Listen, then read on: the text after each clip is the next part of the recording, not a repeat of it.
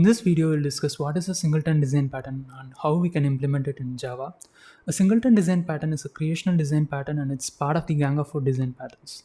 The major objective is to ensure that we only use a single instance of a class throughout the application. So why do we focus on creating a single instance? So one common use case is like whenever we are using a service, either it's a backend service which is interacting with the database or it's a front-end service which is interacting with the backend API. We only need a single instance in these cases because the service is relying only on an external state. Either it can be a database or it can be a backend API.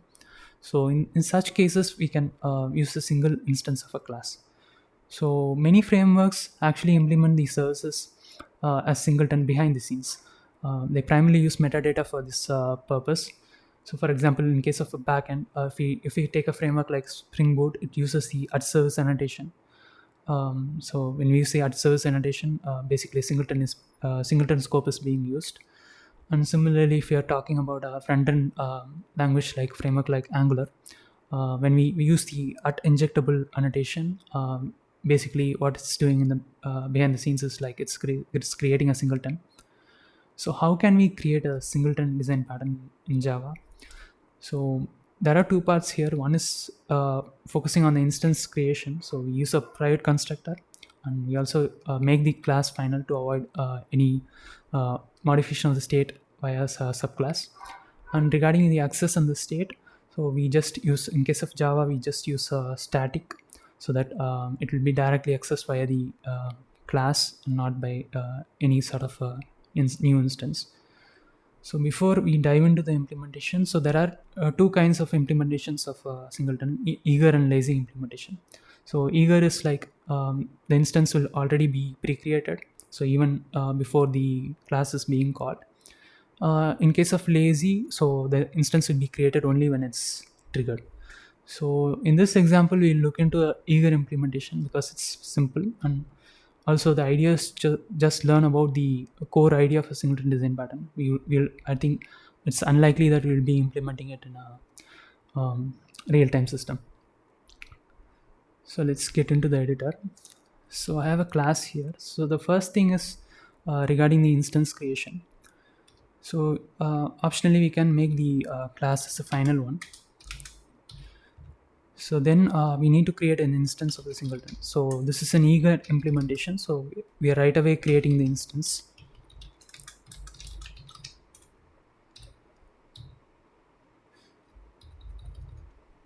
So we'll make the instance private. So we'll not allow any direct access. We'll be using a getter method. And now we'll be adding a public getter method. So instance should be static. Because we'll be using a static getter method and we'll be returning the instance. So we'll be returning a singleton instance in this case. So we'll just return the instance we created.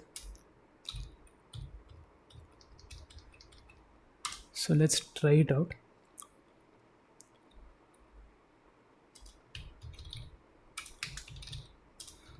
So we'll have singleton 1.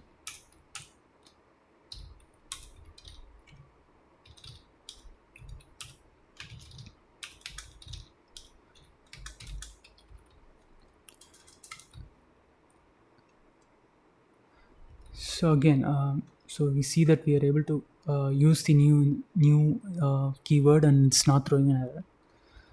So we need to make the constructor as a private one.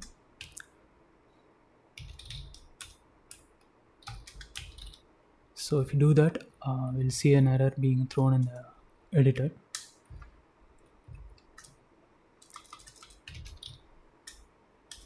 So let's do we are directly using the class name and then we are using the method name. Let's do that again for the second instance as well.